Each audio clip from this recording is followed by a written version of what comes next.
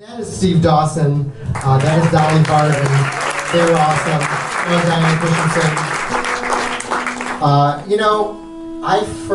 I started writing for the Tribune in 1989, and shortly thereafter, at the beginning of 1990, I had a local music column called Homefront and Local Heroes. Let's hear it for that. And my favorite band when I was doing that was this band called Stump the Host, which was Steve and Diane. And wonderful band, and I just was like, I had like a band crush on them, and I feel like for the last 26 years, it's been sort of a matter of working my way into actually being able to share the stage with them. So thank you very much. It worked out. My scheme, I take the long game, play the long game, and it's worked out. And Steve and I have done this book, Take It to the Bridge, Unlocking the Songs Inside of You. And I don't know about you, Steve, but I kind of feel like if you needed any affirmation about the positive force of songwriting and how it builds community, it's right here. That's so true. All right, we're done. So, I was going to say, people keep saying to me, so you're an author now. And I'm like, no. I am not an author. And they're like, so how does it feel? I'm like, I just don't know. So, but you actually talked me down a couple of times, like, no, you could actually, this is something that, it's not a terrible thing. Writing a book? Yeah, no, it wasn't a terrible thing at all. Selling the book is, but no.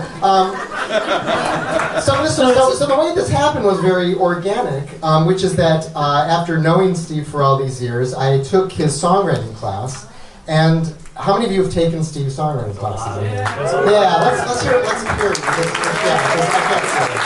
And it's fantastic, and it just is like, it was just great to get these assignments, and they were creative and very different, and some of them were lyrics, and some of them were music, and some of them were just, write a monkey song, and it just was like all these different things. And for me, someone who's actually always written songs kind of on his own, but never did anything with them, it was liberating to actually have to finish songs. And so at some point, Steve said to me, people keep saying I should do a book of these songwriting assignments, and you've written a book, the Foie Gras Wars, my duck liver book, which is a natural precursor to this.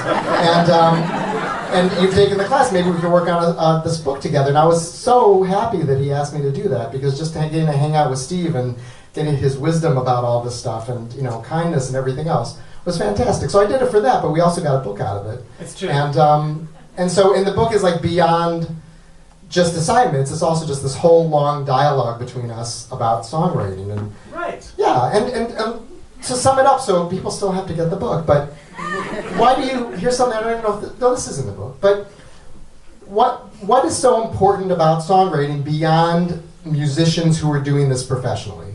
Well, songs have become one of the few places in our modern culture where people share thoughts and feelings honestly, other than like weddings and funerals. Twitter. I was kidding about Twitter. And I think I think it's important that people use their creativity and self-expression. I think human beings are meant to express themselves. It's one of the reasons we're put on earth. And I think that songs are an approachable art form because we all listen to music all our lives and we're familiar with the basic pieces of it.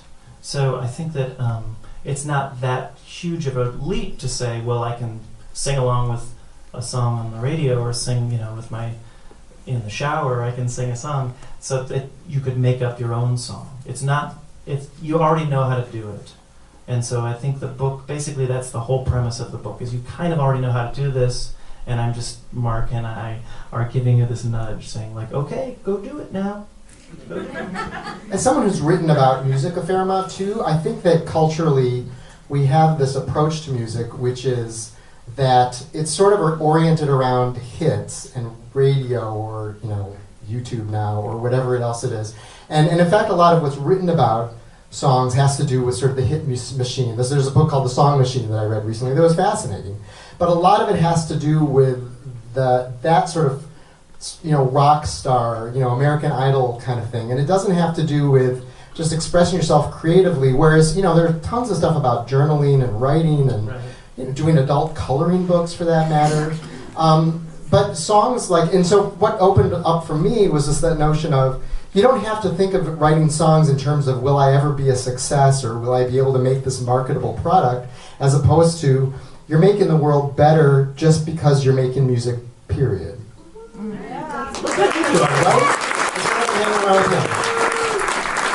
His records are really good too, so he should be, really famous, but, You were nervous, and you're really good at this, by the way. Well, the talking part, I'm fine. But I have to sing later in front of people. Mark's going to sing a song he wrote in class. So I should say, the Cavalcade of Stars, the spectacular Cavalcade of Stars, is about it is a cavalcade. It's about to begin pretty soon, and I really wanted this book to be a celebration of this community of songwriters and musicians and teachers around this place, because I think it's a magical place, and it's certainly changed my life, but I think it's changed a lot of lives, and just all the creativity and community around it. So I wanted tonight to be a part of that. So we have 16 assignments in the book? Right. So one of them has 3 different options. So, but yes, 16. 1, 2, 3. So we have 8. So half of the assignments are represented in song tonight. So I've been giving out the assignments for over 10 years. So I went back to some of the earlier all-stars from the classes, and that's who you'll be seeing tonight, backed by Dolly Varden, performing songs from the classes written to the assignments in the book. So the book comes alive. Right. It's not Frampton comes alive. It's Take It to the Bridge comes alive. Yeah, exactly. And the songs are really good. I was at the rehearsal yesterday, so not that you're going to leave. You already bought your ticket, so you're just going to have to judge for yourself. But part of what is impressed me, and I think this is something that's impressed you, is that you'll go into a class and it'll be just a bunch of people, and some people play really beautifully and really well, and then some people are like me, who I can communicate a song, I can play chords, I can hear chords in my head, but I can't get fancy like picking and stuff. But so people have different levels of knowledge and ability, and yet consistently, like every week, there will be songs that you're like, that's a really good song. And Dude, this last Tuesday I gave out 3 glitter unicorns, which is the highest honor. This is good. It's ridiculous. The quality is staggering. Because people sort of say to you, right, that's like, oh, how could you put up with all these songs? And it's like, it's been the opposite, right? It has definitely been the opposite. It's been this amazing, expansive learning experience, and it's just it's a pleasure and an honor every week. And when we're talking about assignments, these are not like paint by numbers things where literally Steve is sort of saying, okay, go from this chord to this chord to this chord and put this. There really is sort of prompts to sort of get you going. And you'll see one of them is just about looking, the first one is about looking at a photograph and letting memories come, and that one's sort of more lyrics based. And then there are other ones where you'll have sort of a melody thing or something like that. But I found a lot of sort of the music theory ones, it just sort of gets you going as opposed to just having a blank slate. So when you hear the songs, we'll talk about what the assignments were, but if you didn't know it, it wouldn't make any difference at all. Yeah. Exactly. Should we just start? Should we do that? Yeah, do you feel like we've talked enough? I don't know, we can talk a little more. Anyone have a question? Do you have a question? It's a little early for the Q&A portion of the evening, but we're kind of, we're sort of jazz musicians up here now. We're just kind of improvising. Wait, this is going to be jazz? No, it's not jazz. It's really not jazz. I don't know those chords. I can't do it. You can. You went to Berkeley. Yeah, let's just start. We'll talk more. Where's Melanie? Right here. All right. All right.